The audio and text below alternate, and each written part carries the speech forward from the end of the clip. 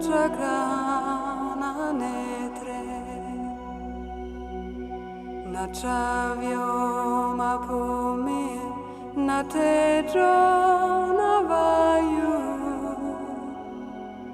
Chidananda Rupa Shivoham Shivoham, Chidananda Rupa Shivoham Shivoham, Natra Prana Sagno Navapanchavayu, Navasaptadatu Navapanchakosha, Navakpanipadam Natrapastapayu, Chidananda Rupa Shivoham Shivoham, Chidananda Rupa Shivoham Shivoham, Namedveshanago Namelobamo Madone Vamene Vamatsarya Bhava, Natharmo Nacharto Nakamo Namoksha, Chidananda Rupa Shivoham Shivoham, Chidananda Rupa Shivoham Shivoham, na punyam na papam na sakyam na dukkam, na mantro na tirtam na meda na yagna, aham bhojanam neva bhojam na bhokta, Chidananda Rupa Shivoham Shivoham, Chidananda Rupa Shivoham Shivoham, Namrotyur na Shanka Namejati Beda, Pitane Vamene Vamatana Janma, Nabandhur Namitram Gurune Rashishya, Chidananda Rupa Shivoham Shivoham, Chidananda Rupa Shivoham Shivoham, aham nirvikalpo nirakara rupo,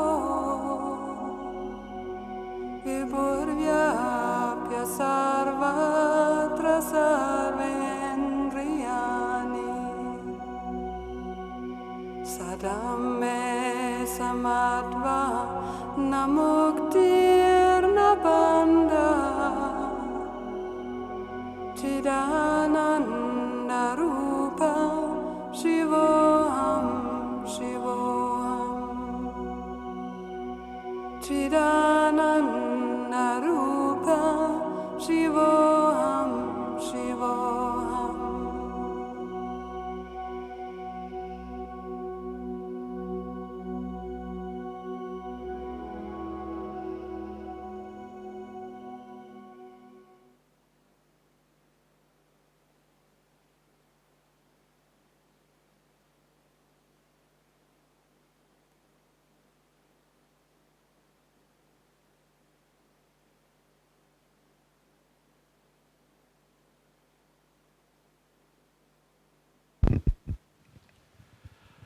Om Shanti.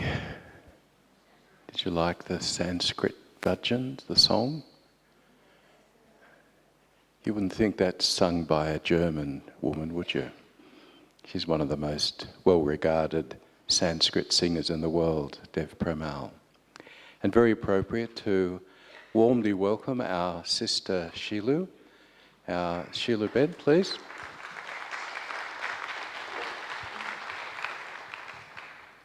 Sheilu Ben's one of our most experienced teachers. She's been in this knowledge originally from Bombay before it became Mumbai, and came into this knowledge with her family and quickly rose up the skills rank and has been resident in Madhaban. For how long have you been here, Sheilu Ben? 48 years. How much? 48. 48 years, just an apprentice. 48 years. So, and Sheilu Ben's her English, she's often asked to translate very complex Hindi-based classes, and she does that as if she's having a cup of tea. And all the Westerners are very fond of her. She's part of our experience of coming here. And every year for many, many years, she's been involved in Peace of Mind, and we're delighted that she's able to be here. She's just come back from a tour to Europe, Spain, Portugal, and other parts of Europe. And so, without further ado, welcome Sheilu Ben. Thank you. Om Shanti.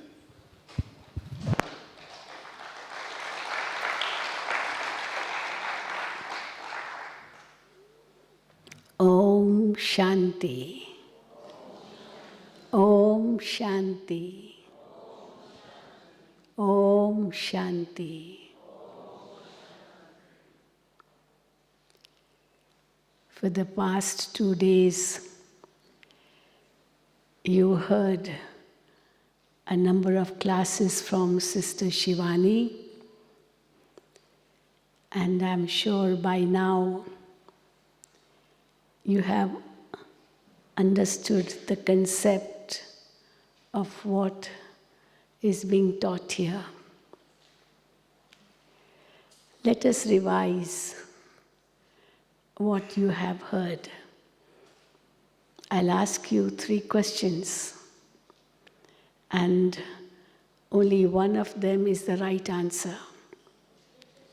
So you have to say which is the right answer. The first question is, I have a soul in me. I have a soul in me. The second question is, I have a soul in my body. I have a soul in my body. The first was, I have a soul in me, and I have a soul in my body.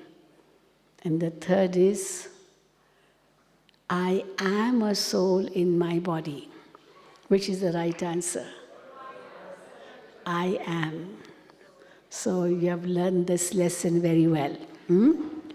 I am a soul in my body.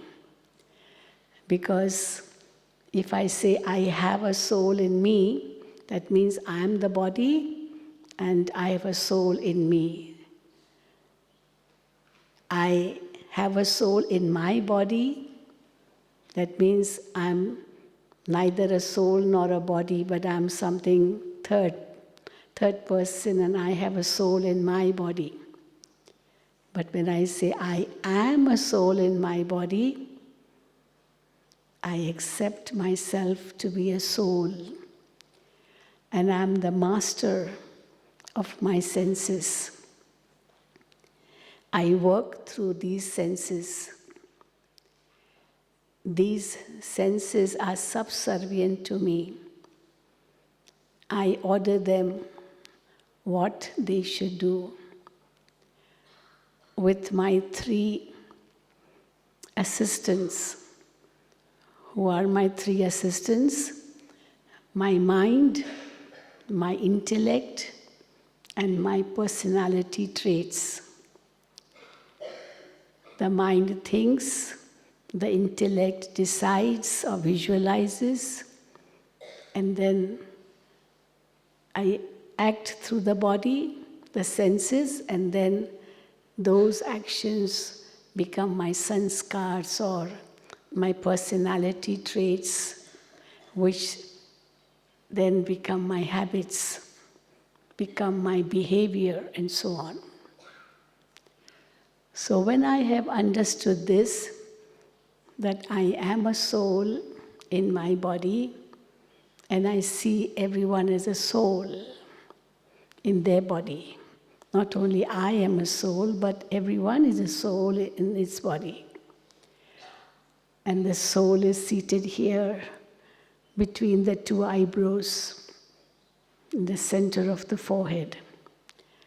So I see everyone as a sparkling star at the center of its forehead, the body's forehead. And this is being called soul consciousness. So my topic today is how karma and soul consciousness apply in daily life. That's the subject. Many people, they question when I say this, I am a soul and I'm seated here and I'm the master of my senses and I see everyone as a soul sitting in his forehead. Then they question, Sister, it's so difficult to do this because we have been body conscious for so long. We see ourselves as this body, 6 feet tall body, 70, 80 kilograms body. So much this body needs. And I'm so conscious of this body. I just cannot think in a different way that I'm different from this body. But then you were told how this body is your costume. And it's not just this one costume, you have put on many costumes, but you're not aware. And you have changed those costumes. And therefore, this costume is at the present time, but past it was not, in the future it will not be. So this consciousness is very important. And if I am really conscious of this, then I will be able to rise above any type of physical attractions and pulls. Because everything becomes transitory. Everything becomes, always in motion. Everything is in motion anyway, in nature. Even this body is transitory, is always in motion, always moving. Every particle is moving. I can say this wall is stationary, but it's not. There's a change, every second a change. Similarly, every second a change in the body. But I am eternal. I am immortal. I am imperishable. I was never born and I will never die. I am indivisible. I cannot be divided. This body can be divided, it can be cut into pieces. But not I. And I am invisible. Many people question if I'm a soul, and when someone dies, the soul leaves the body, then why can't we see the soul? This is a question. Why can't we see the soul? Actually, the answer is very simple. Why we can't see the soul? We can see the dead body. But why can't we see the soul which just left the body? Because these eyes are physical. These physical eyes can see only physical things. It cannot see spiritual things. It cannot even see physical energy. Now I'm speaking, this is sound energy coming into your ears and you are able to listen. But you can't see sound, can you? But you can only feel. You can measure. But soul is so unique. You can't even measure in the sense the mind. If you ask any neurologist, where is the situation, where is the mind situated in the body, in the brain? Where is the location? He cannot say. He'll say hypothalamus, thalamus, pituitary gland, pineal gland, all these, different parts of the brain. But where is the mind situated? Because mind is part of the soul. Intellect is part of the soul. Intelligence is different from intellect. Intelligence is the gray matter, in the brain. Somebody is very intelligent, the IQ is very high. But intellect, what we call is wisdom, in which you visualize. That is the soul.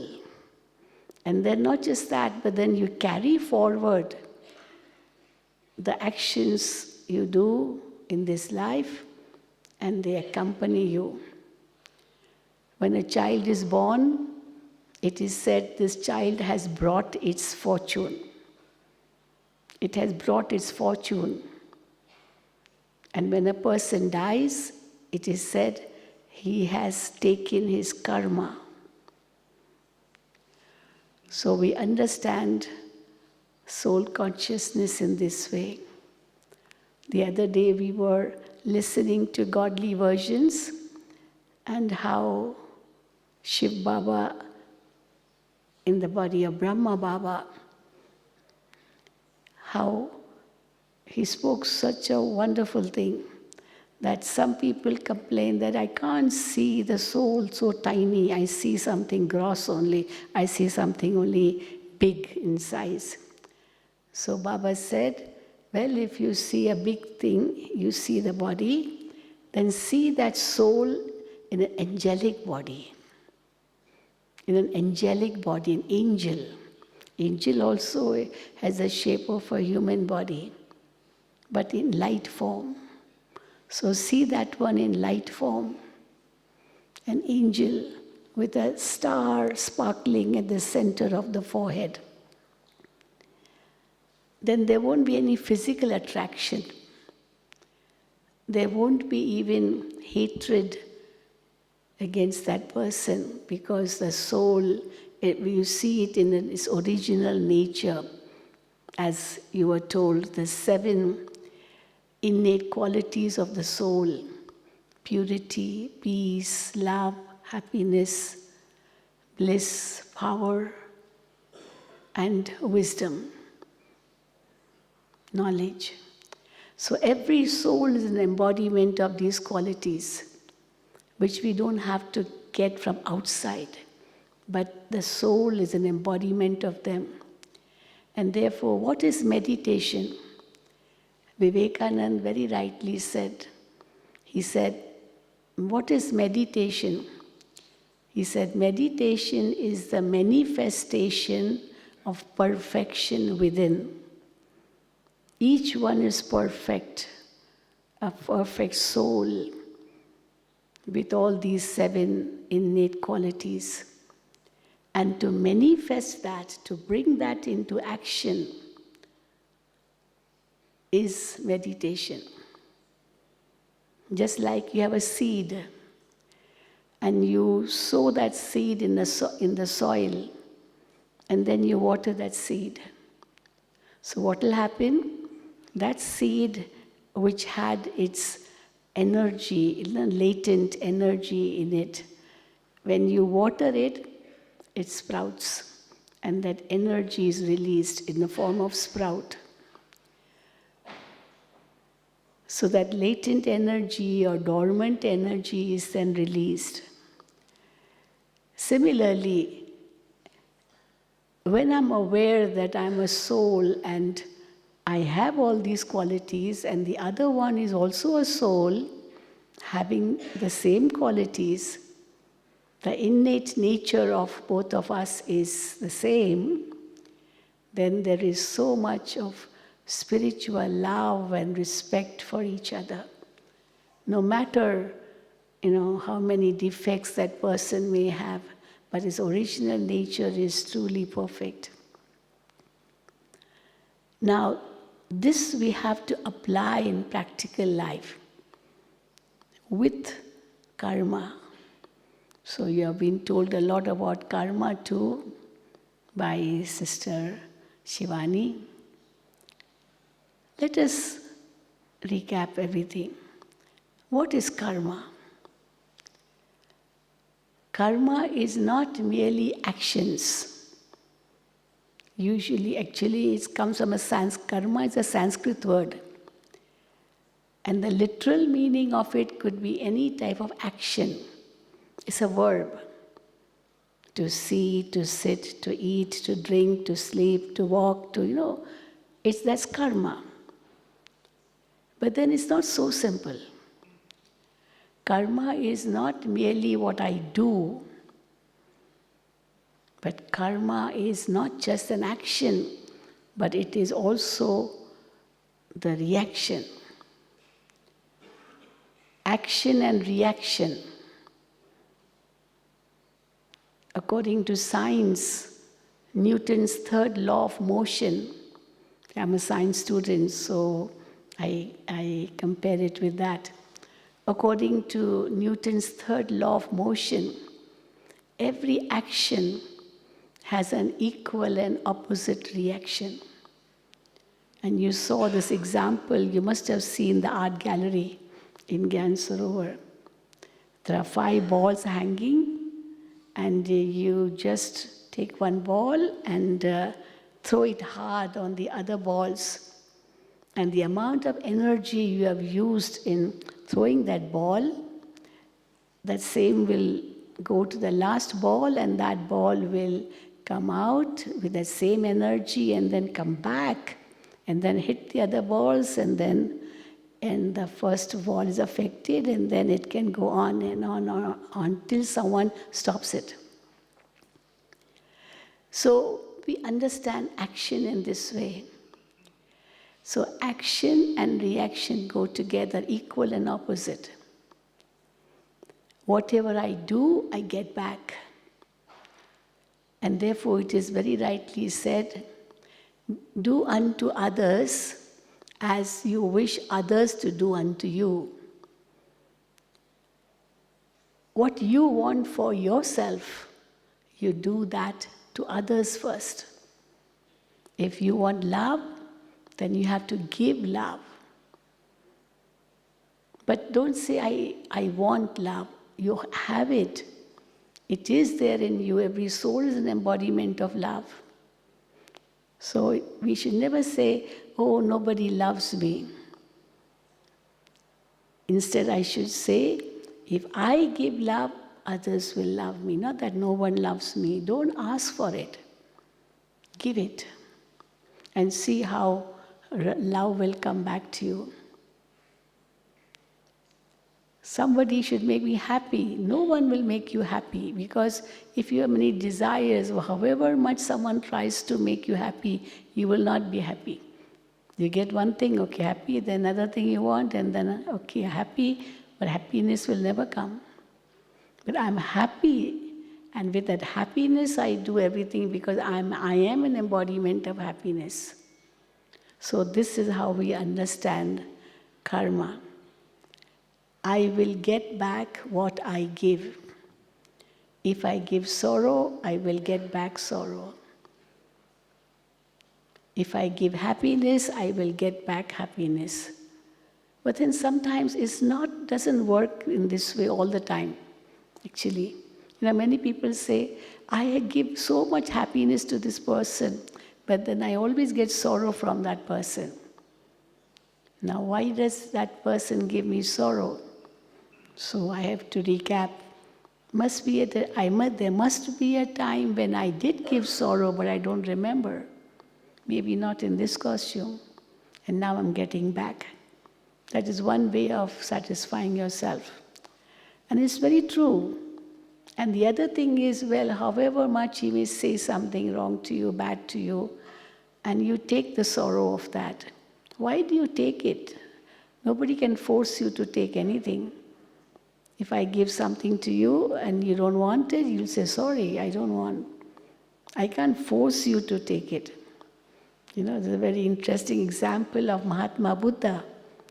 Once Buddha went to a place and there was a person there who started abusing Mahatma Buddha. And Mahatma Buddha just kept so quiet. He didn't answer back. He didn't react. And that person was abusing and abusing. And after abusing for over half an hour or so, how long could he abuse for? He kept quiet, and then Mahatma Buddha asked him, can I ask you a question? If you try to give something to someone, but that someone doesn't take it, then with whom will that thing remain? And that person got more angry. He said, what a silly question. Of course it will remain with that same person who was trying to give. And Mahatma Buddha said, this is what I wish to tell you, that whatever you gave me for half an hour, I did not take. So why should I take the sorrow? I'm not forced to take sorrow. It's up to me. And therefore, we should not blame anybody else. First of all, I should not blame because it's what I have already done, I'm getting it back. And secondly, I should not blame anyone else but myself, that why did I take it? I took it, this is why I experienced sorrow. Nobody can force me to take it. Therefore, when we understand karma in this way, we understand how also to change. And Sister Shivani spoke very well about past, present, and future. I have full control over my present, maybe not my past. And therefore, many people say, past is history, forget it. There's a saying, past is history, forget it. Future is a mystery, therefore forget that too, because you don't know. So future is a mystery, and past is history. But live in the present, because that is a gift. Present means gift. No, a gift, you call that present. So make the best use of the present. But it's not so simple like that too.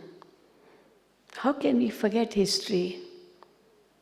How can we forget history? When we remember the history of Bharat, India, how many countries they attacked India, But we learned a lesson from that. We learned a lesson that no one can attack our country again. That's why we increase our military force. So we learn from the past. And therefore we don't say that past is history, forget it. But we have to learn from the past. But because that past has affected the present, India was such a rich country, but then it was looted, we say looted, by the foreigners. So much gold and diamonds was stolen from here. But then we learn now that it should not happen again. So from the past, we learned a lesson that we should not repeat the same in the present. Because that past has its impact on the present. And be so careful in the present, because that present will make your future. That present will make your future. So what type of future do you want? Accordingly, make your present. And therefore, they are beautiful sayings, because actions are also not just, actions on their own. Action is not the first step. Before that, the first step is the thoughts. Thoughts lead to feelings. Feelings lead to attitude.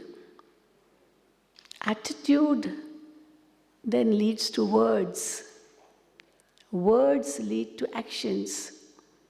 Actions lead to behavior. That behavior leads to your personality. And that personality ultimately decides your future. And that is your destiny. So how do I want my destiny to be? It will all depend on your thoughts. What is my thinking like? And therefore, this is the process.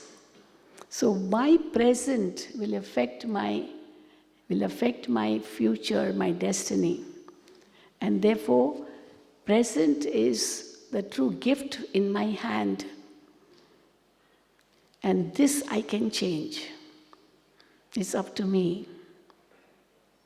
And therefore, how karma and soul consciousness can act hand in hand. Before doing anything, we say think. They say look before you leap. Think before you act.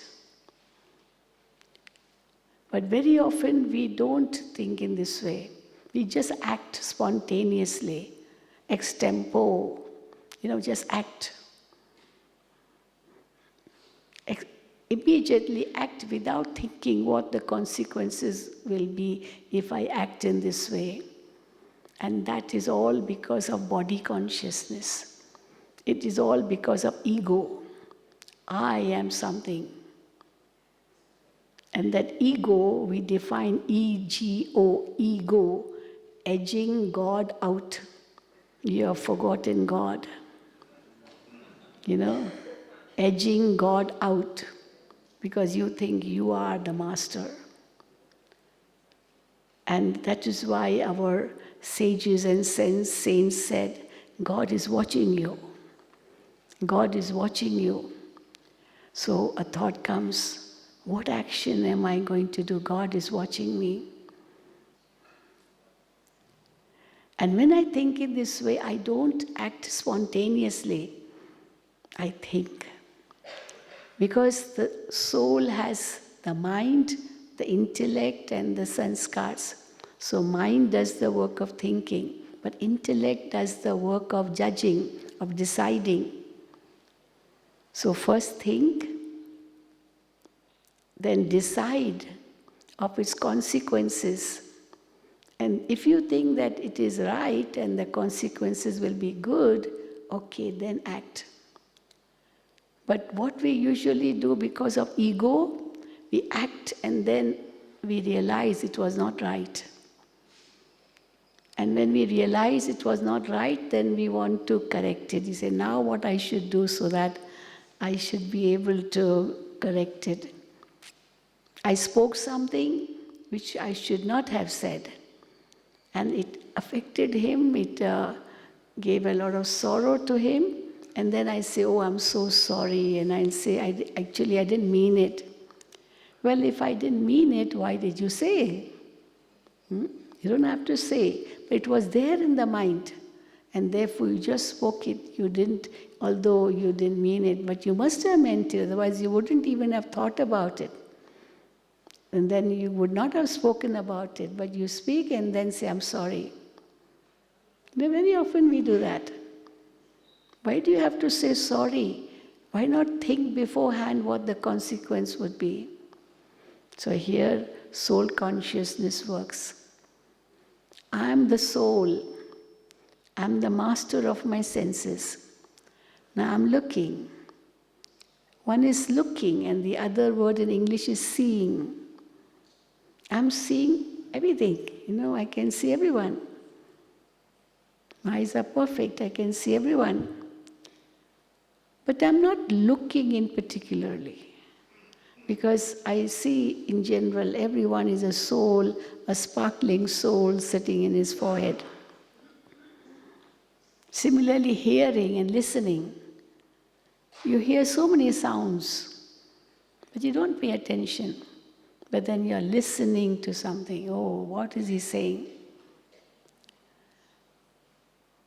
So in this way, my eyes, my ears, they are just aids to me, helping the soul. But if I don't want to see, I cannot see even if I'm able to see. Because the mind is not attentive towards it. I don't want to hear, I don't have to hear. The mind is not attentive towards it. It's up to me, I'm the master of my senses. I can't blame the senses. I can't say, I don't know why I said this. I should not have said it. But it is you who said it. How can you say, I don't know why? You're the master, no? How can your servant go against you and say something which you didn't want to say? You slap someone and then say, oh, I didn't really want to. I don't know why I slapped you. But then, when I am soul conscious, I realize that these physical organs of mine, they are under my control. I am their master. This hand is not for slapping someone, but this hand is for blessing everyone. Blessing, this is the hand of blessing. Even this is the hand of blessing. And it means giving. Giving. This is also giving. This is also giving. We take blessings and then how we are blessed that they put, the higher person will put a hand on my head and say, you are blessed. And then this also is a hand of giving. Giving like this. No? Shivani was saying, not like this, but like this. So, this hand is not meant for beating someone, but this hand is for giving, for blessing. So if I think in this way, so this hand is not for actually wanting, but it is giving. And therefore, when I think in this way, my hands become lotus hands. My eyes become like lotus eyes. We say lotus eyes. Just as a lotus grows in a muddy pond, that pond where the lotus flower grows is so muddy, so dirty, but the lotus is above that dirt. So my sense organs become lotus-like. My words are words of wisdom. My eyes, they are giving happiness to all. Actually, all the five senses, they can give happiness and they can also give sorrow. But the master is me, the soul. If I take it in details, first of all, these eyes. It is said that face is index of the mind. Face is index of the mind. But in that face is the eyes, which are the real index of the mind. If inside I have anger, first this anger will be released to the eyes. So angry I'll make my eyes very large in anger. So anger, it's exposed through the eyes. And then greed is exposed through the tongue. This tongue wants taste. So greed, you say greed. And very often people say that the tongue and the stomach, they're always clash. There's a clash between the two. What the tongue likes, the stomach doesn't like. We go for taste without realizing whether it is good for the stomach or not. And what the stomach likes, that the tongue does not like because it's not tasty. So there is a battle between the two. But whom do I have to satisfy? Is it just the tongue? Because the tongue, has taste buds. But these taste buds are just up to the tongue, that's all. They're not inside. What is it? When the food is gone into the esophagus and then to the stomach, there's no taste there. It's just the tongue. So am I going to just satisfy my tongue, or am I going to satisfy my stomach? What is good for my health? So this tongue is like greed. So anger, greed, attachment, my nose. When I'm attached to someone, I want to cling to that person, smell that person. People like dogs, people like cats, how they cling to them. They catch hold of them so tightly, they love their pets. It's okay, but then that smell they like, smell of any fragrance. So there's attachment, nose. Ego, the ears.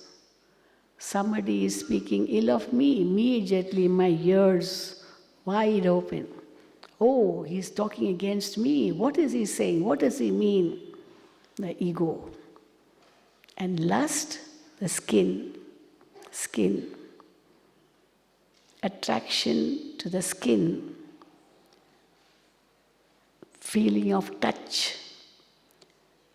That is also, it is a subtle part of lust. You go to a museum, and in the museum is written everywhere, please don't touch. Please don't touch. It's written everywhere. And you read it also, please don't touch. But if something is left in the open, after reading you want to touch it. And some people, they are so used to it. Well, it's written, don't touch, but still you touch because the attraction of the skin, the touch, that attracts. So this is the subtle part of lust, physical attraction. And these vices, we call them, lust, anger, greed, attachment, ego, they are the cause of sinful actions. Somebody may question that, how do I know what is a sin and what is a virtue? What is a charitable act and what is a sinful act? It's very simple to understand. Any sinful act means something under the influence of any of these vices. Lust, anger, greed, attachment, ego. And then along with these 5 vices come prejudice, hatred, jealousy, laziness, and procrastination. All these vices come. And then we commit more and more sinful actions.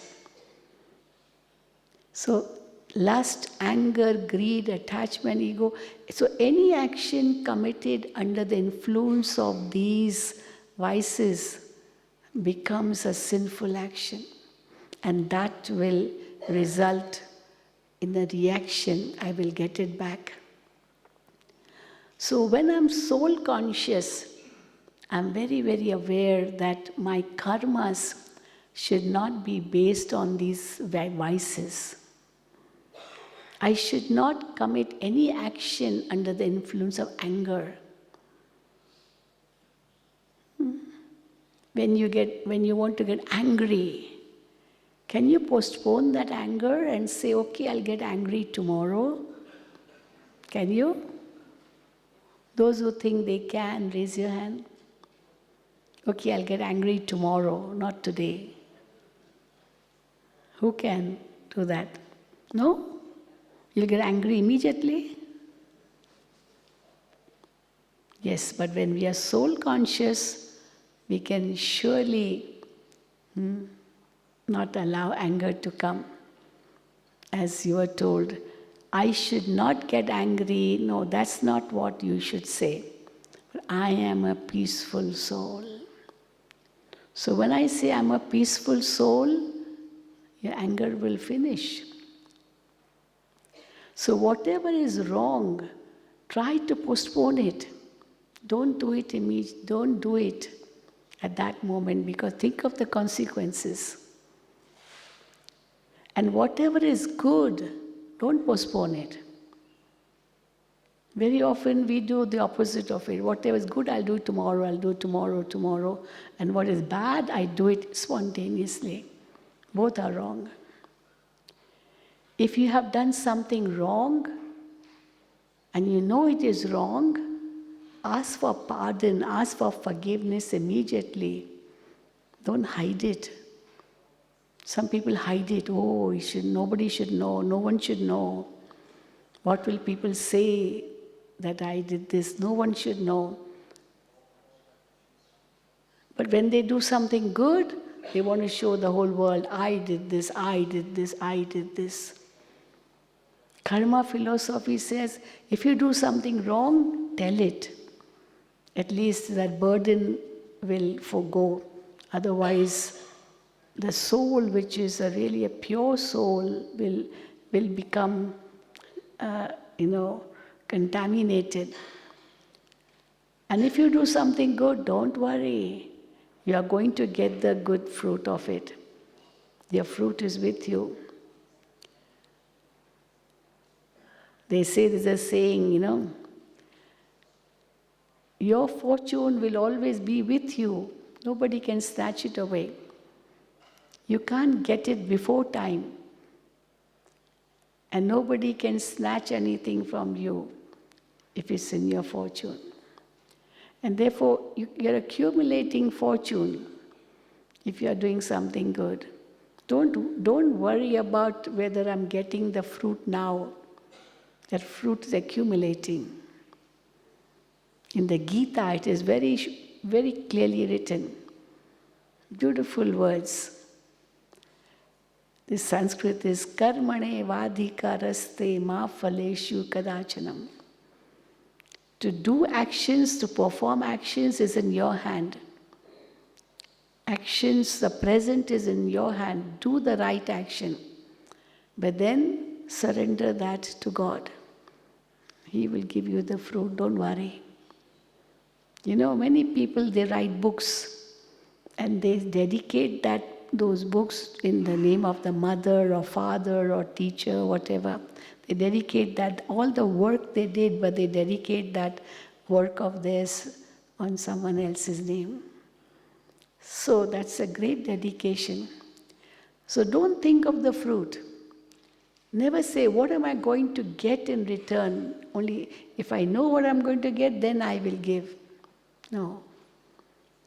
So if you do something good and people start praising you, don't accept that praise. You say, well, I was only an instrument in God's hands and He got it done through me. It's not my achievement. God got it done through me. Because very often we work so hard for success, but we don't get success, and then we get disheartened. And sometimes we hardly work and we get very good success, then we feel proud of ourselves. We should not be proud of ourselves in any way. If I don't get success, never mind, it's not maybe the right time. And therefore, we have to console ourselves by saying that, I learned a good lesson. So any failure is a pillar of success. You are going through a process. So don't be disheartened if it's a failure. But if there is success, don't accept that to the praise of it. Say it was God who was with me all the time and it is He who got it done. I was only an instrument. So soul consciousness and karma can go together. But if I am body conscious, then any action I am performing will become a sinful act. Because that body consciousness will lead to evil, will lead to vices.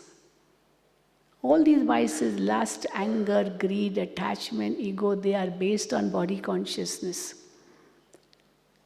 But if I'm able to change myself and say, I'm a soul, I'm a pure soul, I'm a peaceful soul, immediately I will become peaceful. Therefore, we were asked to say Om Shanti 3 times. Om, the word Om is a Sanskrit alphabet. It is 3 words in one word. Like this, and then like this, and then a moon on top, a dot. It is 3 alphabets. This is and U and Ma. So U, Ma. A-U-M, when we write in English also, we don't say O-M, but we say A-U-M. Om. You start from the mouth and then you go back in. So I'm going to my own self. Who am I? Ma. That is me. So what is that which is me? Shanti. Shanti means peace. So what is that which is me? Om Shanti. And immediately you become peaceful. I am a peaceful soul. And then you say 3 times. 3 times. Our Dadi Janki, who was the administrative head of this organization, and she was instrumental for opening so many centers or in many countries. She used to say Om Shanti 3 times. And then would say, who am I? Whom do I belong to? And what do I have to do? Om Shanti, Om Shanti. Who am I?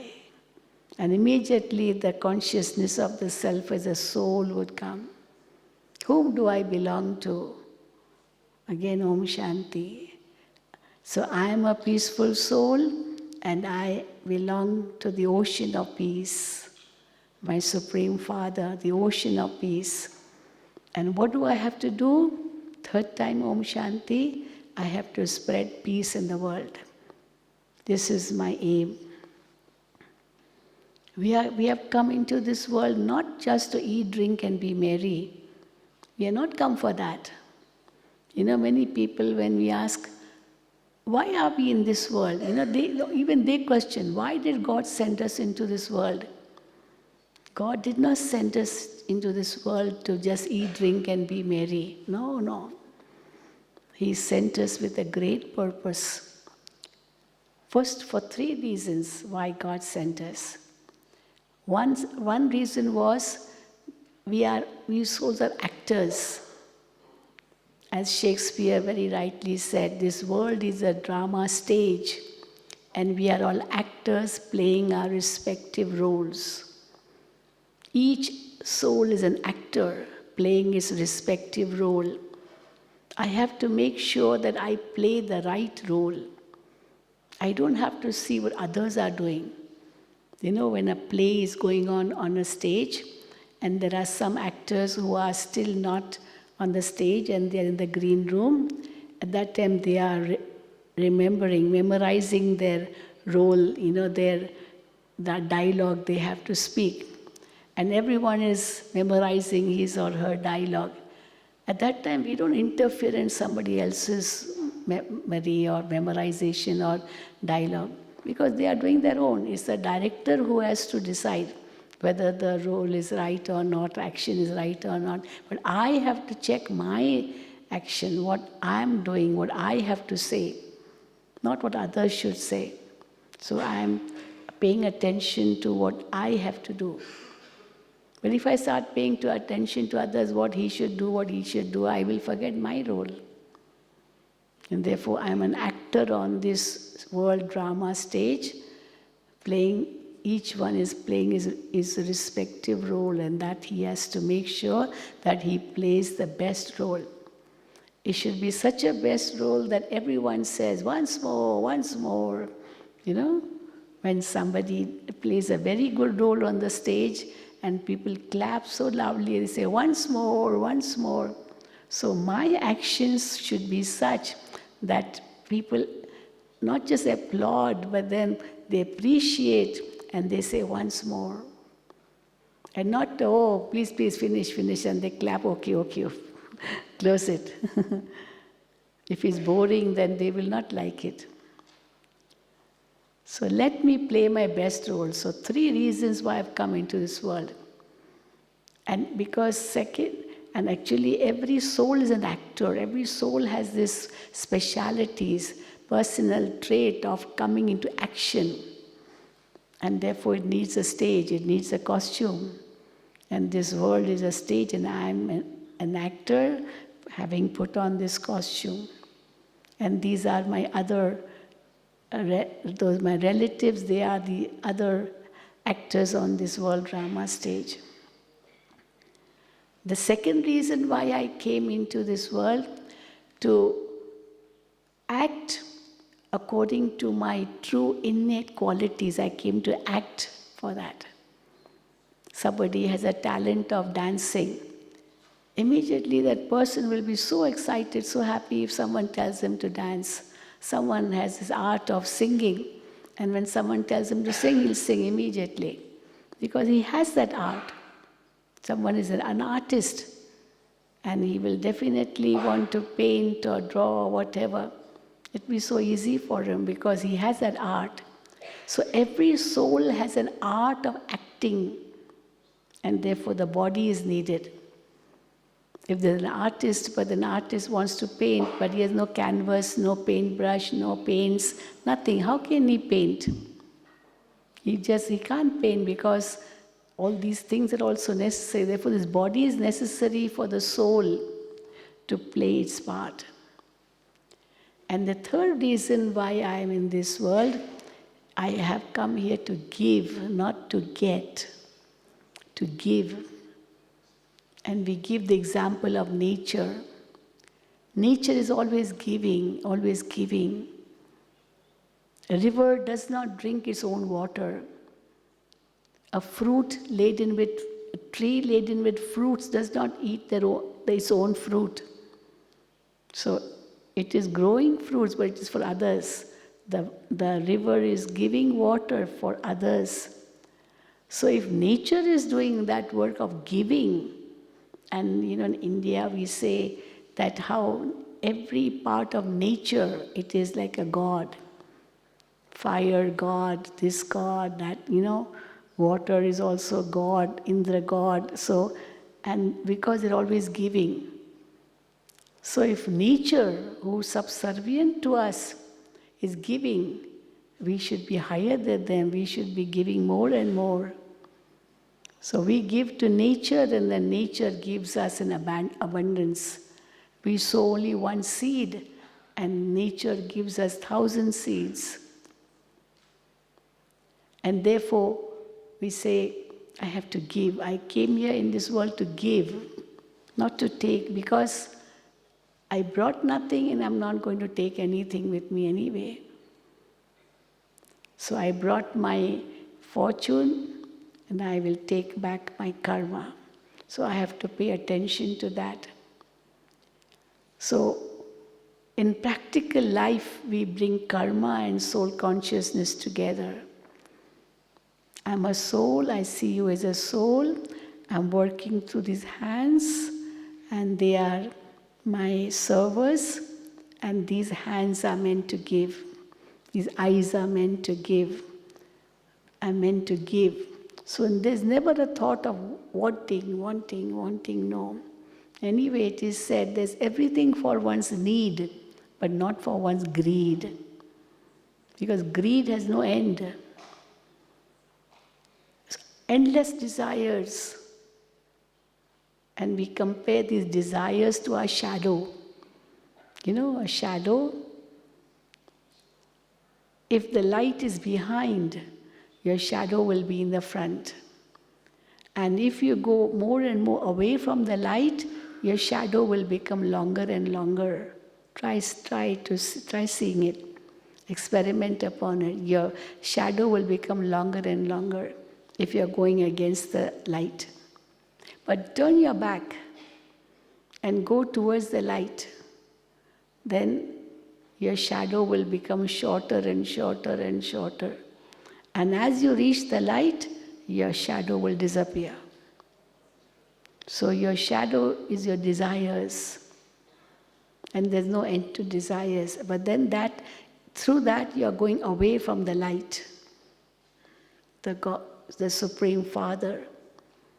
You're going away from that Supreme Father and you're going towards your shadow, your desires, and there's no end. They will become longer and longer. But turn around and see that Supreme Being, that Supreme Light. And I am also a soul, a light. And immediately you will feel nothing is mine. Everything belongs here. What is really mine is my good karma, my good feelings, my good thoughts, my attitude, and that only will accompany me. So I pay attention to that. And when I pay attention to that, automatically all my actions will become righteous. Okay? All right?